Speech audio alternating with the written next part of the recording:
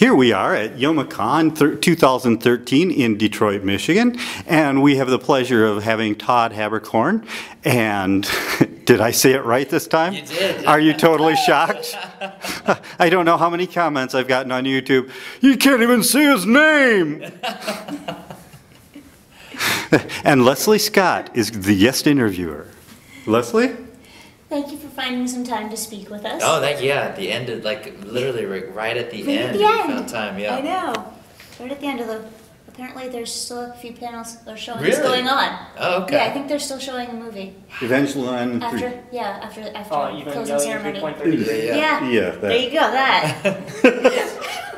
We're all tired. Yes, we are. But so I guess one of my first questions for you would be, what made you decide to go to school to look into, film and arts and things like that? By the time I got to, I started when I was 10. Mm-hmm. So I've started in theater and, worked my way through that and stuck with it and studied the different genres and aspects and character study. And I did that through up until college. Mm-hmm. And then I kept with theater. I majored in theater, and then I branched out into film. And it wasn't until a little bit right after college when I stumbled into voice acting. Okay. And I didn't seek out voice acting. It was just something that came to me through an audition, and they didn't hate it, and they let me stay and asked me to come back. So, I've been doing acting for most of my life. Yeah. Okay. Basically. So what got you into acting in the first place then, when you were a kid? I remember the show that I did. I just don't remember why I decided to do it. And it's something that once I did it, You were hooked? I realized that I could spend hours and hours doing it, and I wanted more. And so I certainly didn't feel that way about math or, any other kind of early career choices that I made when I was 16 or 17, having those summer jobs and stuff. Mm-hmm. And so it always came back to acting and different aspects of that, and it branched out into producing and directing and writing and things like that. So everything under that dome of production and entertainment I've done. So and I've loved it, all of it. So you couldn't pick a favorite as opposed to producing, directing, acting? Well, the favorite is on camera, just being an on-camera actor or behind the mic. I mean, just acting out of all the things is the favorite, yeah, for sure. Okay. Which is why you do it the most. Yeah. Of course. You dabble in other things as well. Most actors do music and might have a band. So you have a new album? Yeah, we released the EP at AWA, and so the full album should be ready to go a little bit after Christmas. We'd like to do it beforehand, but people are so busy with traveling and other recording schedules that it's hard to do it because Eishine's producing it, so Johnny and Bosch, and they played with me at AWA, and we have a live DVD, concert DVD that'll be coming out, and a live album. So there's a lot going on with it, and it's just finding the time to be able to sit down and finish the album. Okay. Because I don't just want to spit it out. I want it to be the best that it can be. And so Johnny, what happens is I go over to his place and I play these songs. I'll play a song, and he listens to it. If it needs any tweaks, he'll make suggestions, and we'll make those changes, and then we'll record it, and he sends it to the bandmates, and they create their parts for it, and we come together, and we rehearse it. So it's I'm excited to do it. It's songs that have been written over the course of many years that come from different parts of my life, and so even if I do albums after this, it won't have the same feel, or it won't have the same kind of hand on it of experience, because I've written these songs.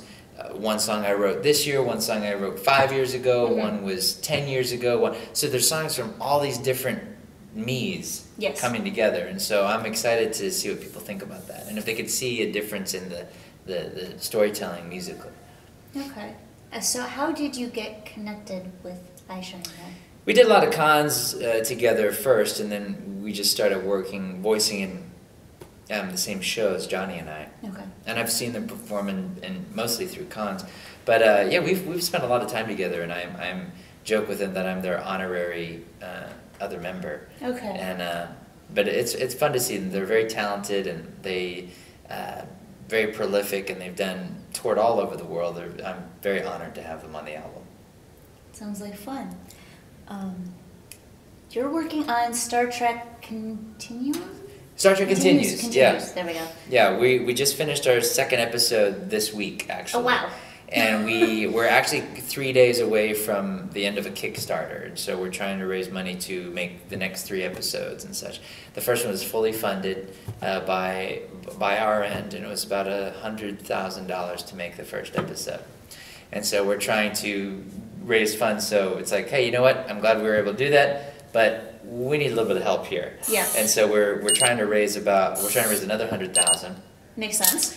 to make 3 episodes. Okay. So that we've surpassed the 100,000 mark, and so we're trying to see how far we can go. Yeah, but it's a great series. Vic heads it up, Vic Mignogna, and he no one knows Star Trek more than he does, really. He loves it. And so he loves it. That's why it's so authentic, and that's why when you watch it, some people.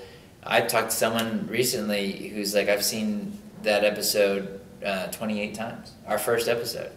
And so we shot our second episode. We had our guest star come in, and everyone knows who the guest star is. Meaning when we reveal it, they will know who it is. Yeah. But we're really excited about it. I feel like this episode is even better than the first one, and I'm excited to see what people think and to keep going. We've got a lot of stuff in store for the future, Fun. and I'm happy to be a part of it as Spock, and I'm joining the crew behind the scenes to help things move along. So it's cool to see how it's grown, and people responding the way they did to the Kickstarter tells us that they want more. So Yeah. we're happy to do it. Well, of course they want more Star Trek. It's been loved for Almost 50 years. it's like Yeah. decades.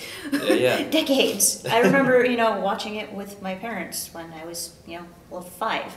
Yeah. And that was Star Trek and Star Wars all the time, everywhere. Yeah, there's something about it. Yeah, and it's a lot of fun. How did you get involved in that project? Did you all get together and just say we want to do this, or was Vic branching out and finding people? We worked together on a different Star Trek property for another group because of these fan films. There are a lot of Star Trek fan films. What's interesting about ours is kind of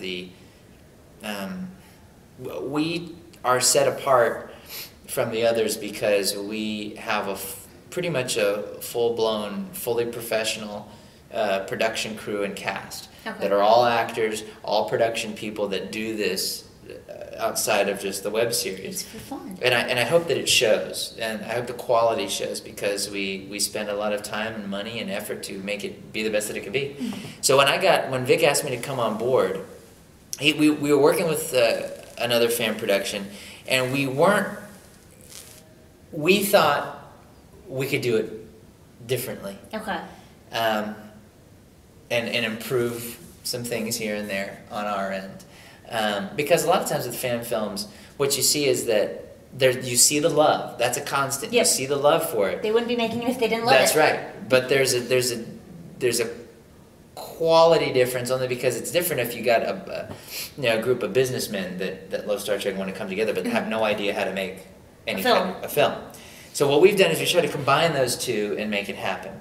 Okay. And so that's what we've done. So for the role of Spock, he originally talked to me about the role of Sulu. And I said, man, I got to tell you, if I'm coming aboard, and I am not going to come aboard for Sulu. I was just. It's not enough for you. I put it out there. I mean, I've done this too long I've worked with Vic for too long, and I don't know. It's I want something meaty. Sulu is an integral part, but he's Definitely. not. It's not as much of a challenge as a Spock.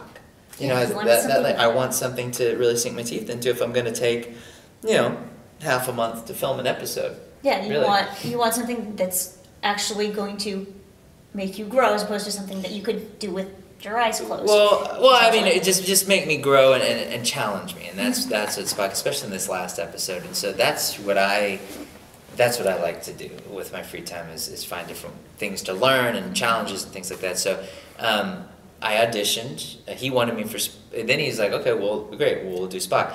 But the producers that are no longer with it at the time wanted someone different for Spock. because they thought that Vic and I's age difference would be an issue and things. And so because they were like, well, Spock is actually older than Kirk and da-da-da-da. And I go, well, you're basing that on the original series. I mean, and we are based on the original series, but at what point do you say, well, Todd's not, a Russian Orthodox, is not a Russian guy from Boston like Leonard Nimoy. So we only can have, a Boston, Russian dude from, where do you draw the line? Yeah. It's got to be a descendant of Shatner to be Kirk. It's like, we're playing the characters. And so I sent in my audition, which is a very elaborate audition, actually, of me on green screen and inserting myself into the original footage and things like that in full costume and makeup. And eventually, when those producers went to do a different project, Vic became main executive producer, and he made the decision. He's like, I want you to Spock. So we did it. Yay. Yeah. Fun. I'm glad. So can I ask when the second episode is going to be viewable? The second episode since we finished it this week, I would say, so what is this, beginning of November?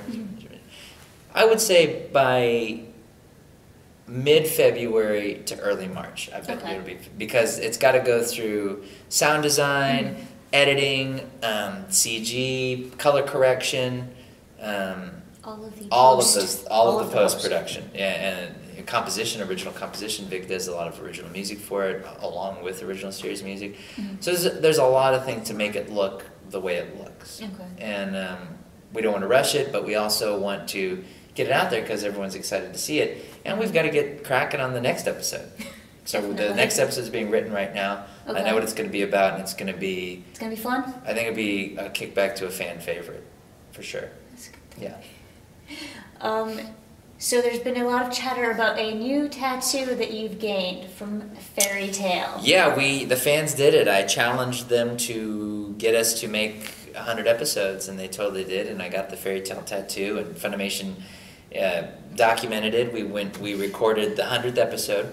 We finished that session at 6 p.m. and then the director and I went to the tattoo parlor, and he had never gotten a tattoo either.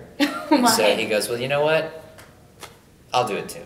And so he got one, I got one, and I just have so many layers. I would show it, but it's right here. It's the big one. It's bigger than the one in the show, and it's black because I didn't want red. It didn't go with my complexion, and I just felt like I didn't want to touch it up as often because I was just talking to a guy that has it in red, yeah. In red, and he goes, "Oh, I just touched it up." And so, see, you've had to touch it up. See, this one I won't have to touch up. But you will occasionally. Well, the years from now. But yes, many years. Yeah, and so that's why I wanted to do that, because just so happens I don't like being poked with lots of needles repetitively for long periods of time. So that's why I did that. But you have to stay very still. Yeah, and it hurts. Yeah. You bleed. You hurt and bleed, yeah. And so I challenged the fans. I said, well, if we get to 175 episodes, I'll breathe fire. I don't know how to do it yet, but I have 2 people that are going to teach me in Funimation. And so we'll do it again. We'll go film it, because we are going to 175. It got announced. We're going all the way. And so we'll get the camera crew out there and shoot. You'll learn how to breathe fire. Yeah. That sounds like a lot of fun. The things I do for this show. But no, it's been great, the support, people getting the tattoos, the cosplaying of the character, getting all the seasons, writing me about the shows, sending me artwork about it. It's really been amazing, this ride and with this particular show. Is that currently what you get the most fan art from? Or not really still? It's kind of all pretty even, like Death the Kid, Hikaru, Fairy Tale. Okay.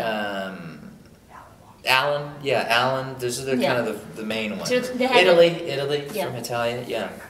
So you haven't had to take over a Fairy Tale. Yeah, it's all very. Luckily, I'm very honored that it's all kind of equally popular. Okay. Overseas, they really love Fairy Tale a lot. That's what I was gonna say. I thought Fairy Tale was the most popular worldwide.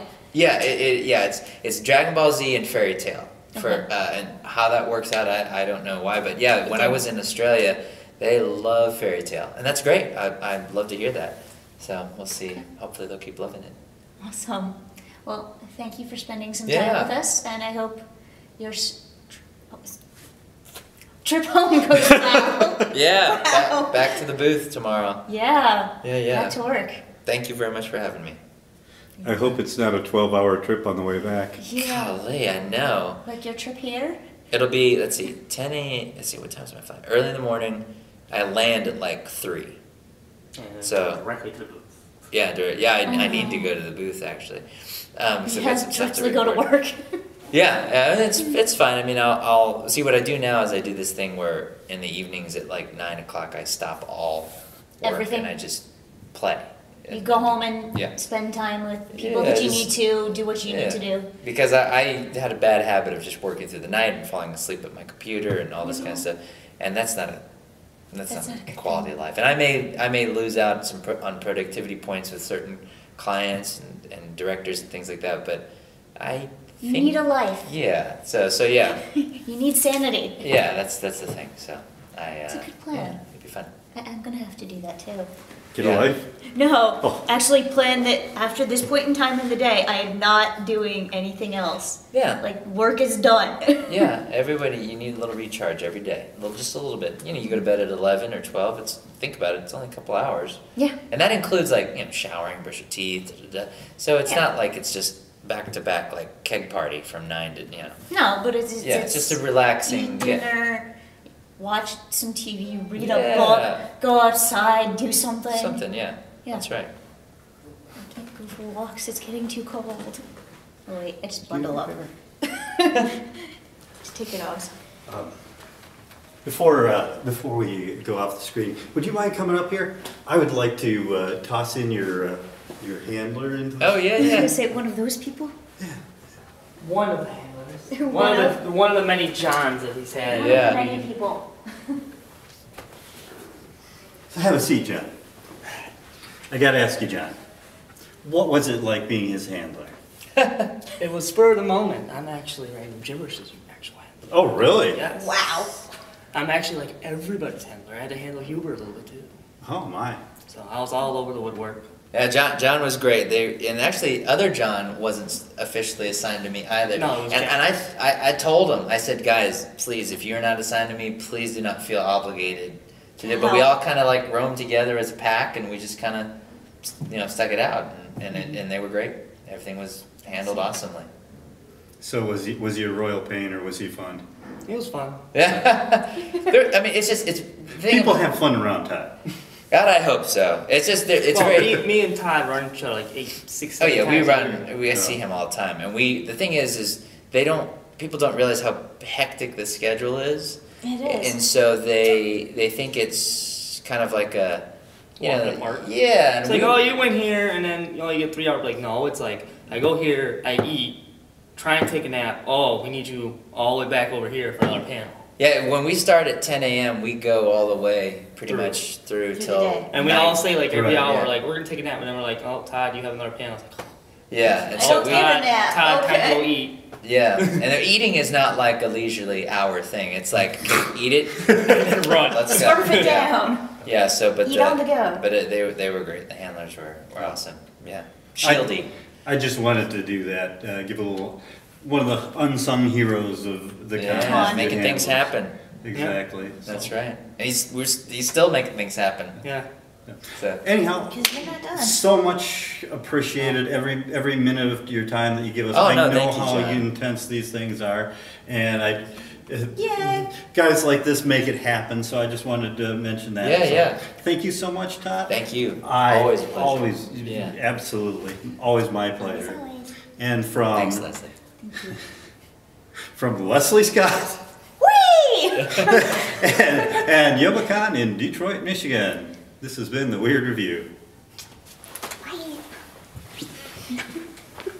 Where's the stupid button?